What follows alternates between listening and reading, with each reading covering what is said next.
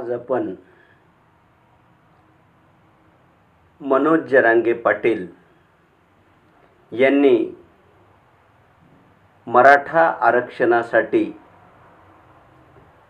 जे अभूतपूर्व आंदोलन सुरू केलेलं आहे, या आंदोलनाचा नेमका लाभ महाराष्ट्रातल्या कोणत्या राजकीय पक्षाला होणार आहे, या मुद्द्याची चर्चा जी आहे ती चर्चा आज करणार आहोत। महाराष्ट्राच्या राजकारणामध्ये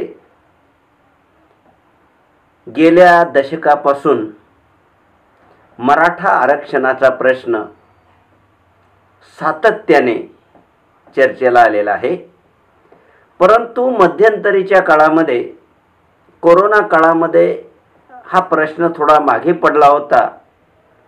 परंतु अंतरवाली सराटी गावामध्ये मनोज जरांगे नावाच्या सामान्य कार्यकर्त्याने मराठा आरक्षणासाठी जे उपोषण केलं, या उपोषणामुळे हा प्रश्न परत महाराष्ट्राच्या राजकारणाचा संपूर्ण अवकाश या प्रश्नाने व्यापला।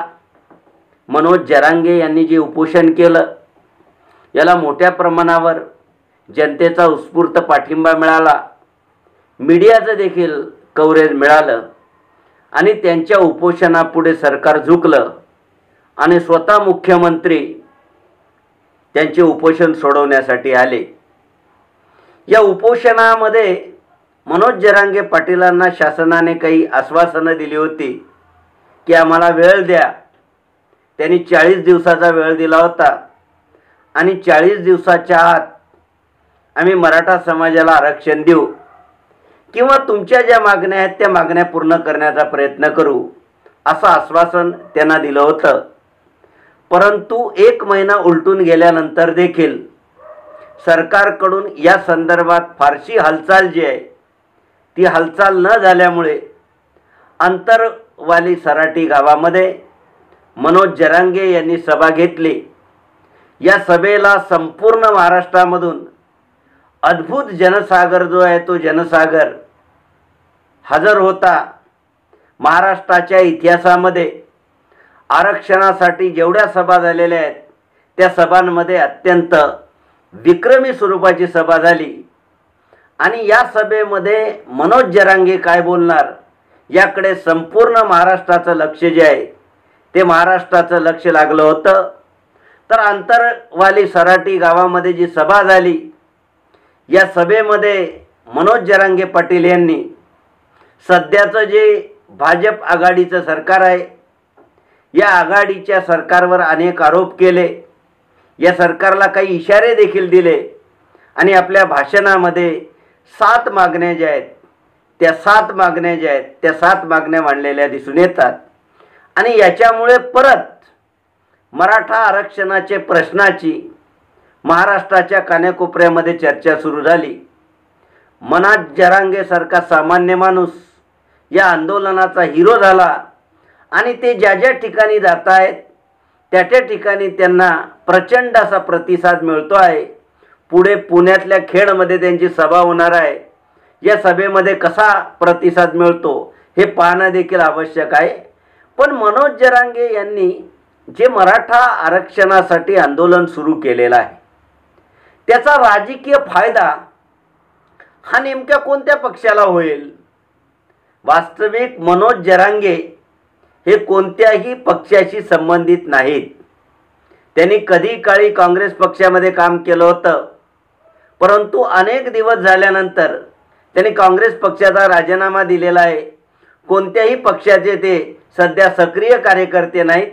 फक्त मराठा आरक्षणासंदर्भात ज्या सामाजिक संघटना आहेत यांच्यामध्ये त्यांचं कार्य चालू आहे।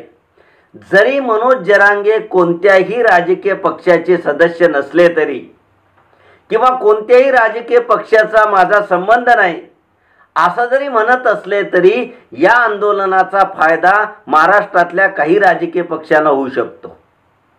कारण कोणतंही आंदोलन असो, आरक्षणाचं आंदोलन असो किंवा वेगळ्या मुद्द्यावरचं आंदोलन असो, हे आंदोलन नेहमी प्रस्थापित किंवा सत्ताधाऱ्यांच्या विरोधातला एल्गार असतो।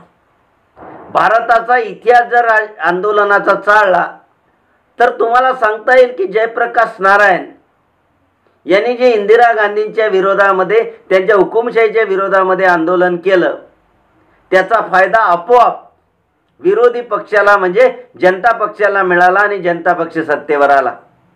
त्यानंतर भारतामध्ये झालेलं दुसरं महत्त्वाचं आंदोलन ते म्हणजे अण्णा हजारेंचं आंदोलन. काँग्रेसच्या भ्रष्टाचाराविरुद्ध अण्णा हजारेंनी जे आंदोलन केलं, या आंदोलनाचा फायदा भारतामधल्या दोन राजकीय पक्षांना मिळाला. एक आम आदमी पार्टीला मिळाला, कारण अरविंद केजरीवालच्या निमित्ताने एक नवं नेतृत्व निर्माण झालं. आणि सर्वात जास्त फायदा भारतीय जनता पक्षाला मिळाला, कारण अण्णा हजारेंनी काँग्रेसच्या विरोधात जी आक्रमक भूमिका घेतली होती, जे लोकमत उभं केलं होतं, त्याच्यामुळे आपोआपच काँग्रेसच्या विरोधात लोकमत गेलं आणि 2014च्या निवडणुकीमध्ये भारतीय जनता पक्षाला बहुमत मिळालं. त्यानंतर तिसरं उदाहरण गुजरातमध्ये हार्दिक पटेल यांचं सांगता येईल, कारण गुजरातमध्ये पाटीदार समाजाला आरक्षण मिळावं म्हणून हार्दिक पटेल यांनी आज जसं मनोज जरांगे यांनी महाराष्ट्रामध्ये आंदोलन उभं केलं, तसंच आंदोलन हार्दिक पटेल यांनी उभं केलं होतं. आणि या आंदोलनाचा देखील फटका भाजपला बसला होता, कारण सौराष्ट्रामध्ये 2019च्या निवडणुकीमध्ये अनेक काँग्रेसच्या जागा निवडून आल्या होत्या, कारण हार्दिक पटेल यांनी नंतर काँग्रेसमध्ये प्रवेश केला होता आणि काँग्रेसला पाठिंबा दिला होता. म्हणून मनोज जरांगे जरी असं सांगतायत की माझा कोणत्याही राजकीय पक्षाशी संबंध नाही, कोणत्याही राजकीय पक्षाचा प्रभाव नाही, तरी देखील हे जे आंदोलन आहे, हे आंदोलन शेवटी सत्ताधारी पक्षाच्या विरोधात त्यांनी पुकारलेला एल्गार आहे. कारण मनोज जरांगे यांनी जे भाषण केलं अंतरवादी सराटीमध्ये, या भाषणामध्ये सातत्याने सत्ताधारी पक्षाला घेरण्याचा त्यांनी प्रयत्न केलेला आहे. या भाषणामध्ये काही प्रमुख महत्त्वाचे मुद्दे त्यांनी मांडलेले आहेत की या भाषणामध्ये सरकारवर टीका केली आहे. काय टीका केली आहे की सरकारने हे आंदोलन दाबून टाकण्यासाठी माझं फेसबुक अकाउंट सभेच्या 2 दिवस आधी हॅक केलं, हा आरोप त्यांनी केला. दुसरा महत्त्वाचा आरोप त्यांनी केला की मराठा आरक्षणाचे जे विरोधक आहेत गुणवंत सदावर्ते, हे देवेंद्र फडणवीस यांचे जवळचे मित्र आहेत किंवा देवेंद्र फडणवीस यांचे कार्यकर्ते आहेत. आणि जर भारतीय जनता पक्षाची नियत साफ असेल तर त्यांनी सदावर्तेंना बाजूला ठेवलं पाहिजे, कारण मराठा आरक्षणाच्या विरोधात सदावर्ते यांनी कोर्टामध्ये खटला दाखल केला होता. म्हणजे अप्रत्यक्ष पद्धतीने भारतीय जनता पक्षाचा या आरक्षणाला विरोध आहे हे त्यांनी सभेमध्ये अप्रत्यक्ष पद्धतीने मांडण्याचा प्रयत्न केला आणि देवेंद्र फडणवीस यांना टार्गेट करण्याचा प्रयत्न केला.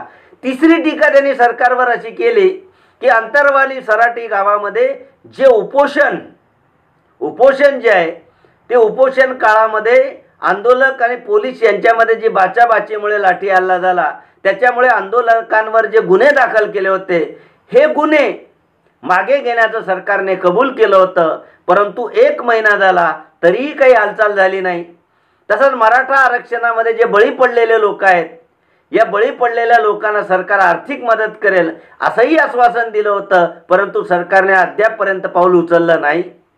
तसंच मराठा समाजाच्या ओबीसी मध्ये समावेशाला विरोध करणारे छगन भुजबळ सारखे राष्ट्रवादीचे नेते आज भारतीय जनता पक्षाच्या सरकारमध्ये मंत्री आहेत, त्यांच्यावर देखील मनोज जरांगे यांनी हल्ला केला.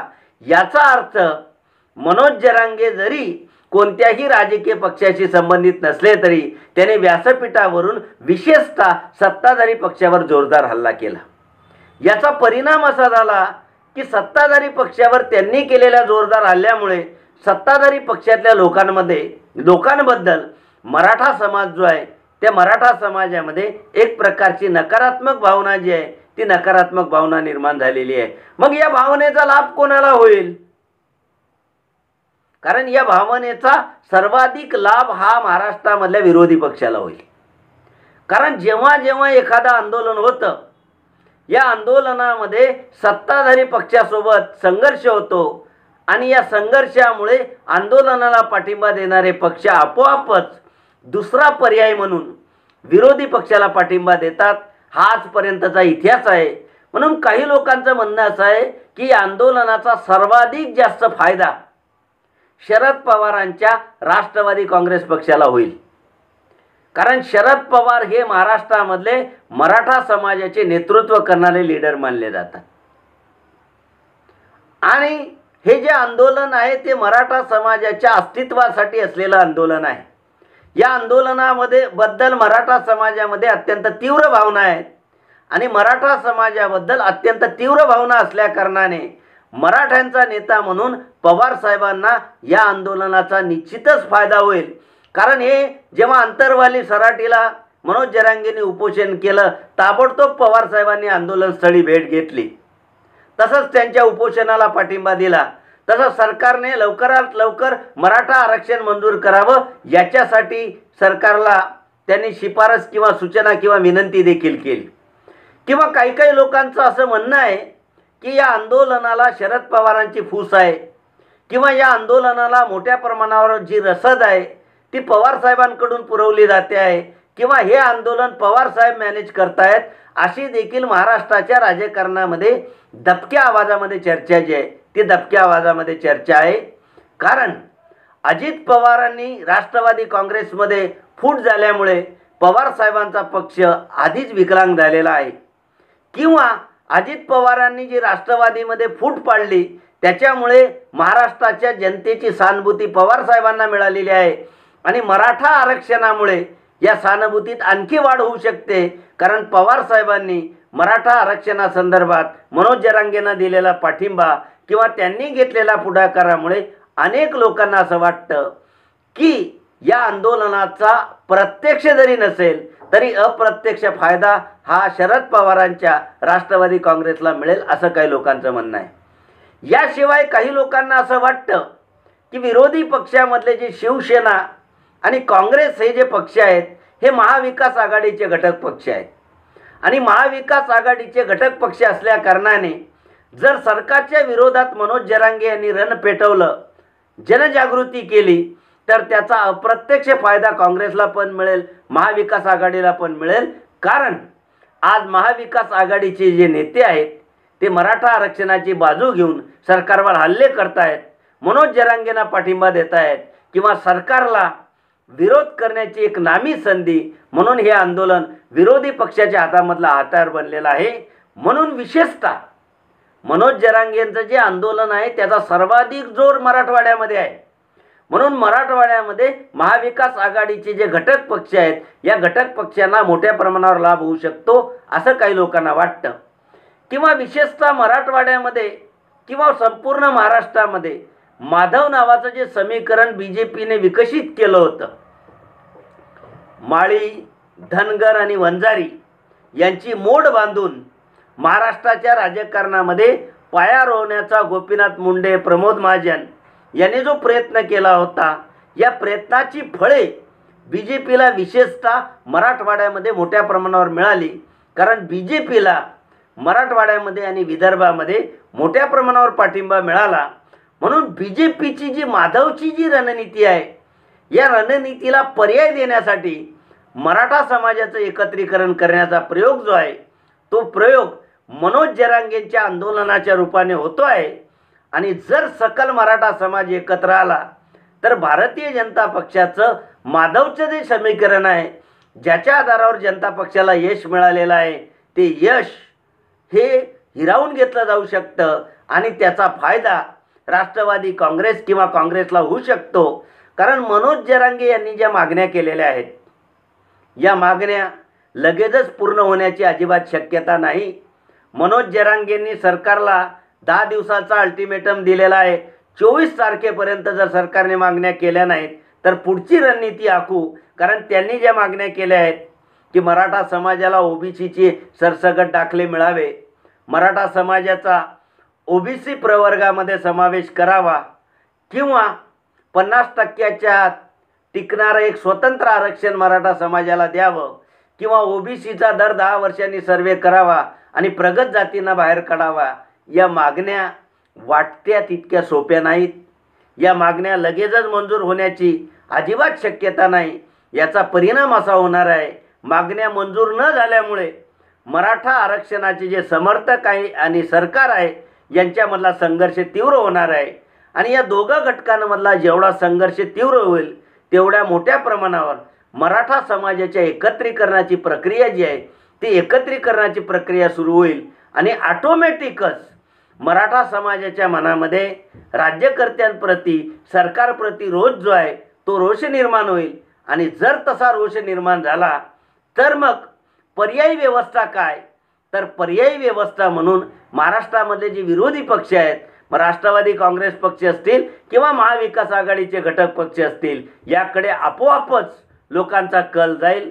म्हणून अनेक लोकांना असं वाटतं की मनोज जरांगे जरी आज म्हणत असले की माझी राजकीय भूमिका नाही पण त्यांनी जे आंदोलन सुरू केलं त्याच्यामुळे जे महाराष्ट्राचं राजकारण ढवळून निघालं किंवा महाराष्ट्रामध्ये मराठा समाजामध्ये विशेषतः जे राजकीय ध्रुवीकरण झालं या राजकीय ध्रुवीकरणाचा जो लाभ आहे तो राजकीय ध्रुवीकरणाचा लाभ हा विरोधी पक्षांना किंवा राष्ट्रवादी काँग्रेस पक्षाला सर्वाधिक होईल असं अनेक लोकांना वाटतं.